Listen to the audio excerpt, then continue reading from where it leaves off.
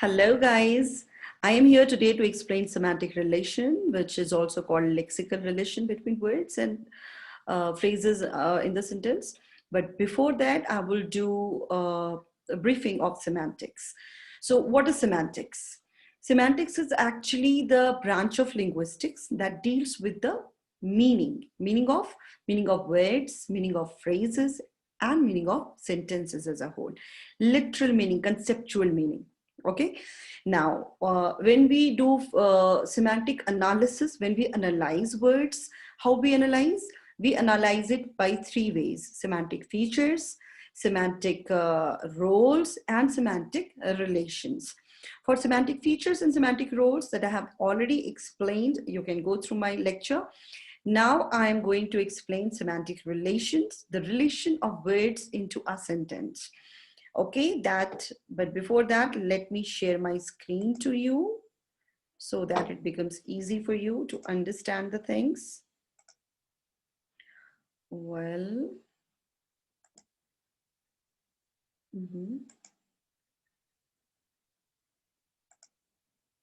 all right. Now see, today we will study semantic relation. Semantic relation means the meaning. Semantic means meaning. Okay, relation of meaning means meaning of what? Meaning of words from into a sentence. Okay, what are the relations of words? We have seen before semantic roles. Now we will see semantic relations. So now, oh my God, I don't know why I just don't like technology sometimes. All right. Not only words, okay, we know that word cannot be treated only as a container of meaning, but it also fulfills the role in events, and they can also have a relationship with each other. Role we have already discussed before, like agent, theme, instrument, experiencer, location, source, goal. There are many roles, right? Other than these roles, other than the container of meaning only, words also play the role of relationship with each other. Okay, now what are those relationships? They are following, like, first of all, we will see synonyms. What are the synonyms that we will see in detail? Then antonyms, after that hyponyms, and then prototypes. Then we have homophones and homonyms, polysems, and then metonyms. So these are the basic relationship of words that we are going to discuss today in this lecture. So first of all, we will see synonyms. What the word synonym means. When somebody says it is the synonym of this word, what does it mean? Synonym means two or more words with very closely related meaning. Okay, closely related means almost the same meaning. Okay, it is the semantic equivalence between lexical items. Remember that semantic equivalence. Semantic equivalence means the meaning equivalence, the equality of meaning between lexical items, means between two different words. Okay.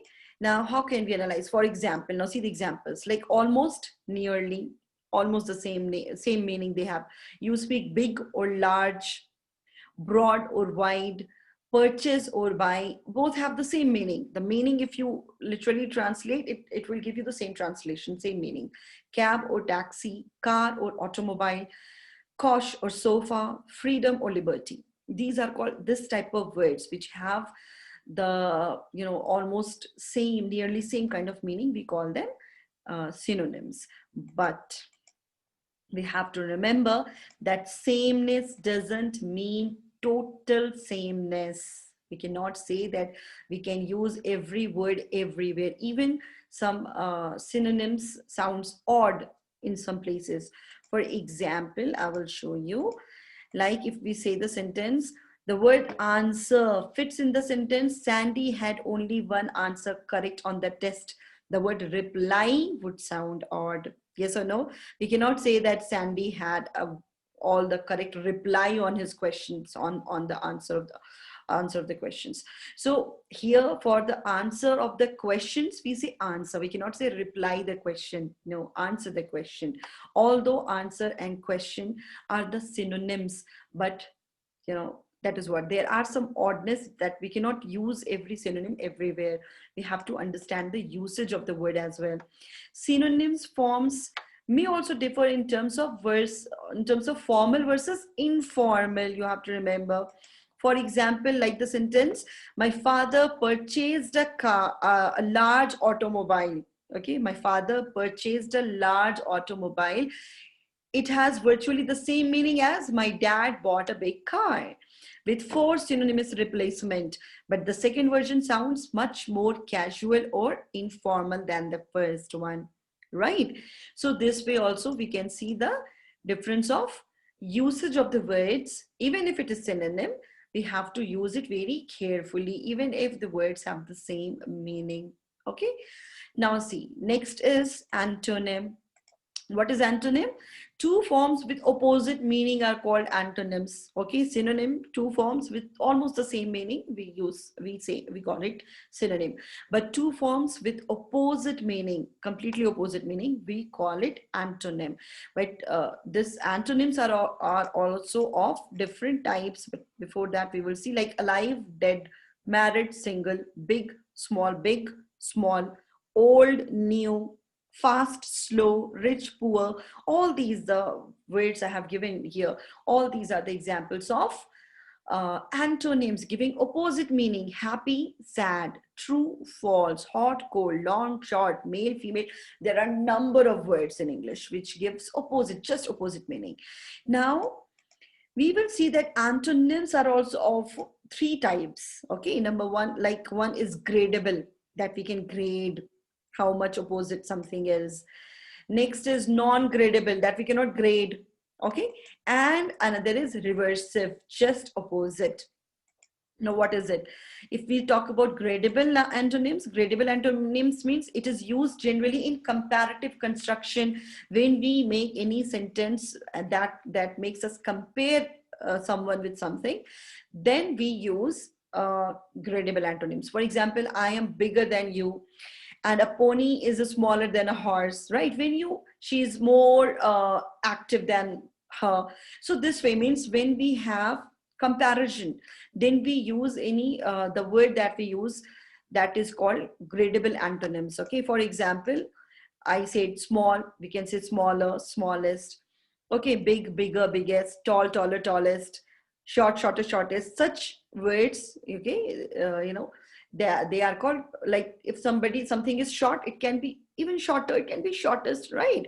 Or if like somebody says that she's uh, bigger, I am bigger than you, she's bigger than you. Bigger than you doesn't mean that she's biggest, maybe bigger than one person. Okay, so this way gradable antonyms are there. But remember, the negative of one member of a gradable pair does not necessarily imply the other. For example, the sentence my car isn't old doesn't necessarily mean my car is new. If I say my car isn't old, it doesn't mean that it is brand new car. It can be new but not very new. Okay, it cannot be very old. So this way, this is the gradable antonyms. Next is non-gradable antonyms. What are non-gradable antonyms? Comparative constructions are not normally used in non-gradable antonyms. Okay, we generally don't compare. For example, the word like, we don't typically say, typically describe someone as deader or more dead than other, right? If somebody is dead. We cannot say she is deader or she is more dead than somebody else. No, either dead or alive. So we cannot compare such words. We call them non-gradable antonyms. Now see, also the negative of one member of a non-gradable pair does imply the other member. For example, if we say that my grandparents aren't alive, does indeed mean that my grandparents are dead. So negative will have the same meaning. It will imply the same word. If we say that they are not alive, it means that they are dead directly. Okay, the same way other non-gradable antonyms are the pairs like male or female. One can be either male or can be female. There is nothing in between like that. Married or single, okay, true or false. There is nothing in between. Either it could be true or false simply. So it is non-gradable. It cannot be graded at all. Okay. Another is reversive. Reversive means do the reverse of something, just reverse. For example, like enter, exit, reverse. Pack, something pack, unpack. Lengthen, shorten, raise, lower, tie, untie. So just opposite, dress, undress, something like that. Okay, so we call it reversive antonyms. Next is hyponyms. What are hyponyms? The meaning of one form is included in the meaning of another. Okay, the meaning of one form is included in the meaning of another. For example, animal, dog, dog, poodle, vegetable, carrot, flower, rose, tree, banyan. Meaning like if I say flower, there are many flowers can be. If I say rose, you can understand it is a flower, right? Marigold, flower. Lotus, flower. Okay, animal. So this way, I will explain you even more what is hyponym. In order to understand hyponym, we will see it hierarchically later. Okay, the concept of inclusion involved in this relationship is the idea that if an object is a rose, then it is necessarily a flower. So the meaning of flower is included in the meaning of rose, right? Now, like rose is a hyponym of flower. It is the inclusion that if I say lotus, you understand that, okay, lotus means it is flower. So lotus is the hyponym of flower. The same way rose is the hyponym of flower. Now we will see this hierarchical relationship of hyponyms. For example, living things. We can have two kind of living things, creature and plant. Now in creature, we have two things, animals and insects. Okay, animal can be dog, and dog can have a breed which is called poodle. Okay, animal can be horse, animal can be snake. Snake has another breed which is called asp. Okay, horse also can have different breeds. Insects can be ant, cockroach. When we look at the plants, what we see, we have vegetables that can be carrot, radish, any other vegetable. Then we have flower. Flower can be rose, lotus, marigold, lily, any flower can it be. And then we have tree. Tree can be banyan tree, pine tree, any tree. Any tree it can be. So this way, this is the chart. Now, in order to understand the chart, what we notice, looking at the diagram, we can say that horse is a hyponym of animal, or cockroach is a hyponym of insect. When we see it again, what do we notice? That cockroach is the hyponym of insect, horse and dog is the hyponym of animals, right? This is what we have seen now. So in these two examples, animal and insects are called the superordinate terms, which is called higher level. Once again, please check. Animal and insect. Animal will be called superordinate term, and rest all the examples here are called its hyponyms. Okay, the same way here, plant is the superordinate term which we have vegetables, flowers, trees, all these are the hyponym. And now for vegetables, we have hyponym carrot, and for carrot, the superordinate term will be vegetable. For rose, the superordinate term will be flower, and rose will be called its hyponym. Okay, the same thing has been explained here. Now we can also say that two or more words that share the same superordinate term are called co-hyponyms. For example, dog and horse are the co-hyponyms, and the superordinate term is animal. Okay, the hyponym which share the same superordinate terms. For example, if I say flower, flower is a superordinate term. Now what are the co-hyponyms? Rose, lily, marigold, okay, daffodil. All these are the co-hyponyms of the superordinate word, superordinate term, flower. Clear? Next is the relationship of hyponym captures the concept of is a kind of, as when we give the meaning of a word by saying an asp is a kind of snake, poodle is a kind of dog, okay, rose is a kind of flower, something Sometimes what happens that the only thing we know about the meaning of a word is that it is a hyponym of another term. We don't even understand. Like for me, I did not know about poodle. When we read this, when we read this book, then I came to know that, okay, poodle is the hyponym of dog, right?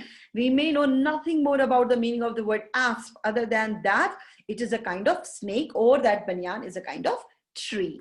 Okay. Now see, it is worth emphasizing that it is not only words for things that have hyponyms or that are hyponyms.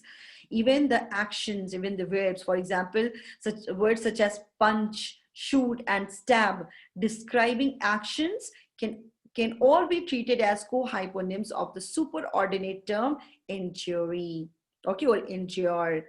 Clear? So this way we have the uh, we have hyponyms of, other than things, we have hyponyms of verbs as well. Next, we will see prototypes. What is called prototypes? The characteristics instances. Okay, prototype means, the instance means example. The characteristics in the examples are called prototypes. Now see, while we can know, we have seen in hyponyms when we were studying now, what we saw, that we can understand that canary, cormorant, dove, duck, flamingo, parrot, pelican, and robin are all equally co-hyponyms of the superordinate term bird, but they are not all considered to be equally good examples of the category of bird. Okay. Like the concept of prototype helps to explain the meaning of certain words like bird, not in terms of component features, for example, has feather, has wings, can fly, but in terms of resemblance to the clearest example. Okay, so what happens that even native speakers of English might wonder if ostrich or penguin should be hyponyms of bird. Technically, they are the hyponyms of bird, but have no trouble in deciding about the sparrow or pigeon. So these last two, sparrow and pigeon, are the two closure example of the prototype. They are closer to the prototype. Prototype means to give characteristics example of something that makes it very clear that yes, we can understand, although pigeon and although penguin and ostrich are the hyponym of the superordinate term bird, but the correct prototype of bird will be pigeon or sparrow. Okay. Next is homophones and homonyms. What is, so first of all, we will see what is homophones. Homophones means when two or more different written forms have the same pronunciation, they are described as homophones. Okay, means same pronunciation only. It can have different spelling, it can have different meaning, but the pronunciation is same. So we call it homophones. We will see the example further. But before that, we will see what is homonyms. Homonyms means when one form, either written or spoken, has two or more unrelated meaning, they are described as homonyms. Okay, again, pay attention. Two different forms or two words, okay, two different words, two words or two forms having same pronunciation and different spelling, different meaning. Okay, homophones. Phones means sound. Phone, the word phone means sound. If we separate the word homo and phones, what we notice, homo means same and phones means sound. Same sounding word. Two different same sounding words, different meaning, different spelling. Homonyms, nyms means one word, one form, but different meaning. Nyms means meaning, homo means one. So this way, now see the examples. When we see the examples of homophones like bear, bear, whether you write B-A-R-E, bear, having different meaning, B-E-A-R, bear, bear, having different meaning. In fact, there are three, B-E-B-E-R, bear also, we call it bear, right? Meat, M-E-A-T, meat, or M-E-E-T, meat, completely different spelling and completely different meaning. But when we pronounce it the same way. Today I ate meat. Today I will meet you, right? So say meat, meat, same pronunciation, right? Flower, F-L-O-U-R, flower, F-L-O-W-E-R, flowers, different spelling, different meaning, but the pronunciation, the sound, the phone is same. So we call it homophone. Okay, the phone is same. Right, right, sew, sew, and two, two, two. Okay, TO2, TOO2, TWO2. Three, all the three, when we write it phonetically, when we transcribe it, phonetical transcription, when we do for all the three two, we will notice that it has the same sound, t and u. Okay, consonant and vowel. But all the three are not at all related anywhere by meaning, in meaning. All the three are completely different from meaning. So what is the similarity? Phone, only the sound is same. So we call it homophones. Okay. Next is homonyms. Homonyms means one word, one form of the word having different meaning. For example, bank. Okay, bank can be of a river, side of the river is called bank, and bank can be a place where we keep our money. Okay, financial institution, bank. Same word having two meaning. Bat, a flying creature, we know bat. In Hindi we call it chumgadar, bat. And bat is also used in sport, cricket. In cricket, you know, as we are the, you know, Indian love to play cricket. So bat comes, as you listen to bat, that thing comes in your mind. You might imagine, right? Next is mole. Mole can be on skin, and mole is a small animal also.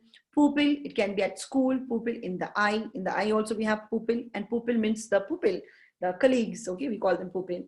Race, contest of speech, of speed, race. Okay, and race, ethnic group. Racial, we say racial criticism or like that, race. Okay, so one word having two different meaning, unrelated meaning. Okay, so we call it homonyms. Clear, girls? Clear, guys? I hope you understood. Next is polysemy. What is it, polysemy? Two or more words with the same form and related meaning. We have what is technically known as polysemy. Or we also describe it, one form, a written or spoken, having multiple meanings that are all related by extension. One form, one word, or sometimes two also, but it has a related meaning in different places. We use the same word. For example, if we take the word of the example of the word, like first we see what does it mean. Poly means many and semi means meaning. Okay, and how it is connected, same word which has many related meaning, same word, many related meaning. Now see example. For example, how it is related. It is related in function. It can be related either in function, like what it does. Okay, same word, if it has same function, in different places we can use it. Okay, next it is related in structure. Okay, how does it look, what shape it takes, and then it is related in location, where it can be found. Okay, now see the example. Head. For example, we will take the word head. Head can be the, it can be of human being, head of human body. Okay, so what it is related in function. What is the function of head? It regulates the entire body, right? We know that head is the place where we have brain, and brain is the thing which regulates the entire body. So we can have head of the department, right, who regulates the entire department. Head of the university, who regulates the entire university. Head of the family, who regulates the entire family. Head of the company, right? So this way means head of any place, any particular institution, any particular place. We can say that, yeah, if we say that he is the head boy of the class, or she is the head girl of the class, means she is the one who regulates the class, who looks after everything, right? So this way, head, which functions at the top, which regulates the thing. Next, we can use head as a structure, like on the top of something, head of the nail, head of the bottle, right? So on the top, structure wise, something is on the top, so we can call it head. On the head it is kept. Next, head can be on the location, on the top of something, like on the head of the sofa, on the head of the bed, right? Head of the kitchen. So the location, or means if something is on the top, we call it on the head, right? So this way, one word head can be used in different places in different ways. Not only the word head, I gave you just this example. There are many other examples of polysemy. Other examples of polysemy are food. It can be of a person, it can be of a bed, it can be of a mountain. Or the other word like run, like person run, person does, water does, water also run, colors also run. So one verb can be used for three different things, right? So this was polysemy. Next is metonym. What is metonym? Metonym is the relationship between words based simply on a close connection in everyday experience. The relationship between words which is based simply on what? On the close connection in everyday experience. Okay. For example, now when we see the close connection can be based on either container, content, relation. Okay. For example, we can say like bottle, water, can, juice, right? Then we can also have a relation like as a whole part relation. Okay. For example, we can say like car, wheel. It is related. When we say car, wheel, it will come automatically. When we say house, the roof comes automatically in your mind. So these words are related to each other. A representative symbol relationship can also occur. For example, when we say king, crown, the crown is connected with king. The president, the White House, American presidents live in White House, so it is very clear. So what happens, this kind of connection is called metonym, okay, which is related to each other, connected to each other, right? Bread and butter, like this. For example, now it is our familiarity with metonym that makes it possible for us to understand when we say any sentence like he drank the whole bottle. He was so thirsty that he drank the whole bottle.